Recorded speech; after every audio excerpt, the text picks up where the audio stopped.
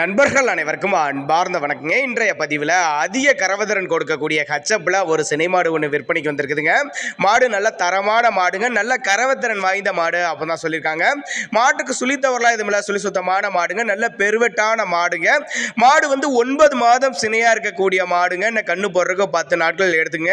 எல்லா கிளைமேட்டுக்கு கொண்டு போன அடாப்பணிக்கும் இந்த மாட்டினுடைய கறவத்திறனை பொறுத்தவரை நேரத்துக்கு 10 லிட்டர் தாராளமாக கறவை கொடுக்கும் அப்படின்னு தான் சொல்லியிருக்காங்க.